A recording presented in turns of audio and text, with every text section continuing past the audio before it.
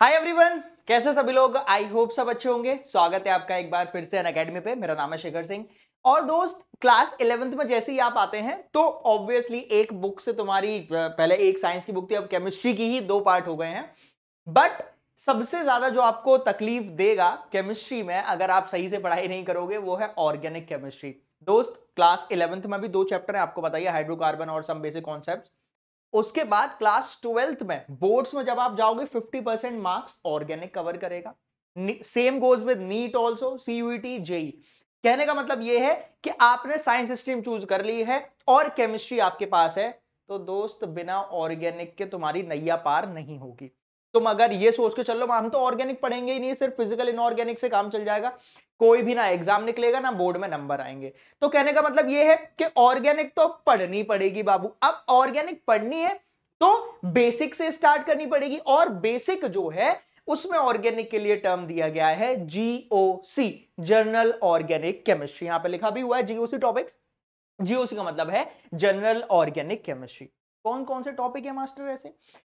Class 10th में तो chapter था कार्बन एंड इट्स कंपाउंड, सुना होगा क्लास 10th में जो चैप्टर था कार्बन एंड इट्स कंपाउंड। लेकिन अब जो है वो पूरा फैल गया है, ठीक है। अब पूरा कार्बन ही ऑर्गेनिक है, लेकिन अब उसके पार्ट्स हो गए हैं। तो इसमें अपन को क्या पढ़ना है कि भैया मेरे पास ये बेंजीन क्या है, plus I minus I plus M minus M, मतलब inductive effect, mesomeric effect, resonating effect, conjugation, hyper conjugation, acidity, basicity, stability of carbocation, stability of carbanion, nucleophile, electrophile, है ना, SN1 SN2। तो ये सब जो है वो आपका जीओसी में आता है, जनरल ऑर्गेनिक केमिस्ट्री में आता है। बहरहाल ये जो सारे मैंने आपको नाम लिए हैं, ये नाम लिख लेना, वीडियो स्लो करके या म्यूट करके नाम लिख लेना। मैं आपको एक बार दिखा दूं, ये मैं आपके लिए बना के लाया हूं।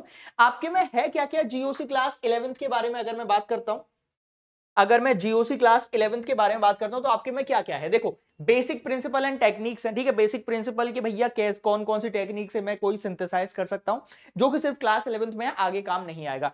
इलेक्ट्रॉनिक इफेक्ट्स हैं बहुत सारे, इलेक्ट्रॉनिक इफेक्ट यही सारे, इंडक्टिव, मीजोमेरिक, ठीक है, hyperconjugation, conjugation, plus M minus M, ये इन सब के बारे में बात कर रहा हूं। उसके बाद हाइड्रोकार्बन तो अपना पूरे पास पूरा चैप्टर ही है। बहुत सारे प्योरिफिकेशन मेथड्स आपको पढ़ने हैं। ये थोड़ा सा रट्टाफिकेशन है, नहीं होना चाहिए था, बट ठीक है, अपन को पढ़ना पड़ेगा। कुछ रिएक्शंस है, नॉर्मल रिएक्शन के भैया अनसैचुरेटेड कंपाउंड क्या होता है, सैचुरेटेड कंपाउंड्स क्या होते हैं, एल्कीन, एल्केन, एल्काइन।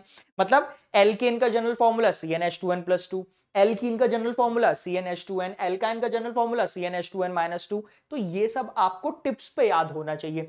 आइसोमर्स है ना, आइसोमर्स क्या होते हैं? अगर मैं आइसोमर्स के बारे में बात करूंगा तो जिनका फॉर्मूला सेम होता है लेकिन अलग अलग स्ट्रक्चर्स होते हैं, वो मेरे पास आइसोमर्स हो गए। और रिएक्शन मैकेनिज्म्स, सबसे ज्यादा जो इंपॉर्टेंट है वो है मेरे पास SN1 SN2 की रिएक्शन मैकेनिज्म, जो हम यहां पे भी पढ़ते हैं, क्लास 12th में भी पढ़ते हैं।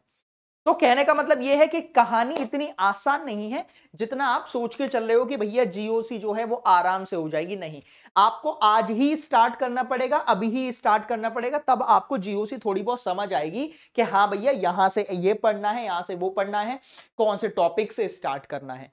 कौन से टॉपिक से स्टार्ट करोगे? आप स्टार्ट करिए न्यूक्लियोफाइल और इलेक्ट्रोफाइल से। बहुत ज्यादा एनसीईआरटी फॉलो मत करिएगा इस चैप्टर के लिए, क्योंकि बहुत ज्यादा कॉम्प्लिकेटेड उन्होंने कुछ भी दे रखा है, कोई भी सिस्टमैटिक फॉर्म में नहीं है। तो जो मैं बताऊं आप वैसे करते हुए चलेंगे, न्यूक्लियोफाइल इलेक्ट्रोफाइल पढ़िएगा, और जो अभी मैंने जितने भी नाम लिए थे उनको कॉन्जिक्यूटिव फॉर्म में पढ़ते हुए चलेंगे, कहानी बहुत आसान हो जाएगी। क्लियर?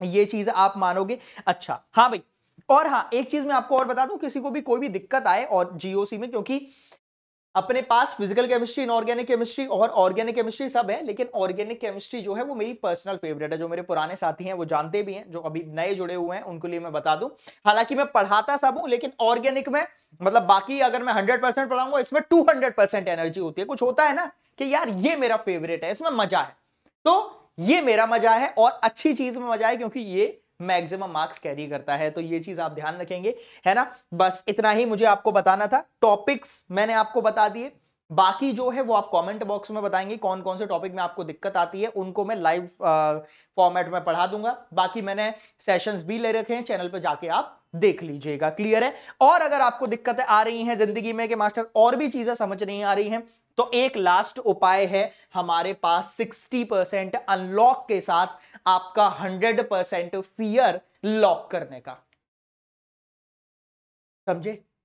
जो तुम लोग अभी इस दिन में रहते हो कि मास्टर कहां से पढ़ूं, क्या नहीं पढ़ूं, इतने सारे, जितने होता नहीं है कि जिंदगी में बहुत सारे ऑप्शन हो ना, तो यार कभी कुछ हो नहीं पाता है। लिमिटेड ऑप्शन हो, जिस इंसान के पास बहुत कम रिसोर्सेज होंगे ना, वो जिंदगी में बहुत कुछ कर लेगा। सेम गोज हेयर ऑल्सो, है ना? तो आपके पास इतने सारे ऑप्शन है कि तुम यार यहां से भी पढ़ लिए, वहां से भी पढ़ लिए, उससे तुम्हारा ना एग्जाम निकलेगा, ना कुछ अचीव कर पाओगे, ना नंबर आएंगे। तो दोस्त आ जाओ, अपने आप को लॉक कर लो विद 60% ऑफ सारे अनअकैडमी के सब्सक्रिप्शन पे। आप क्लास 11th के हो, लेकिन ये मैं सबके लिए बता रहा हूं, क्लास 6 से लेकर क्लास 12। तो अगर आपके कोई जूनियर या सीनियर है, उनको प्लीज ये शेयर करिएगा। कोड इस्तेमाल करिएगा SKS10, ये मेरा कोड है, जिससे आप मेरे से पर्सनली कनेक्टेड भी रहोगे और ये आपको मैक्सिमम डिस्काउंट भी मिलाएगा। क्लियर है? तो ये चीज आपको ध्यान रखनी है। बहुत ज्यादा कॉम्प्लिकेट नहीं करना है कि सर बहुत ज्यादा सिलेबस हो गया है, प्रेशराइज नहीं रहना है। We have ample of time. Class 11th में अगर मैं बात करता हूं तो सिर्फ 9 चैप्टर अपने पास है ना? और जो 9 चैप्टर है वो ठीक है, पहले तो 13 14 चैप्टर होते थे, अब सिर्फ 9 चैप्टर हैं। तो क्वांटिटी कम हो गई है, तो एग्जाम की क्वालिटी ऑब्वियसली इंक्रीज करेगी। पेपर अभी भी 70 का आएगा, पहले भी 70 का आता था। अब पहले 14 चैप्टर से आता था, अब 9 से आएगा। तो क्वांटिटी कम हुई है तो क्वालिटी बढ़ेगी। आपको पता होगा ये वाली चीज कि कहीं पॉपुलेशन बढ़ जाती है तो वहां की स्टैंडर्ड ऑफ लिविंग उतनी कम हो जाती है ना। पॉपुलेशन कम है तो स्टैंडर्ड ऑफ लिविंग बढ़ेगा। तो ऐसा ही यहां पे भी होता है। अब आपका सिलेबस कम हुआ है तो स्टैंडर्ड ऑफ क्वेश्चंस इंक्रीज करते हुए चलेंगे। तो ये चीज आप ध्यान रखिएगा। और बाकी कोई भी दिक्कत, कोई भी डाउट किसी को है तो आप लोग सारे लोग कमेंट बॉक्स में मुझे बताएंगे। हाँ, बहुत बढ़िया, कमेंट बॉक्स में मुझे बताएंगे। मैं वही टॉपिक्स आपको फिर से रिवाइज कराता हुआ चलूंगा कि मास्टर ये टॉपिक बचा हुआ है, वो टॉपिक बचा हुआ है, वो अपन कर लेंगे।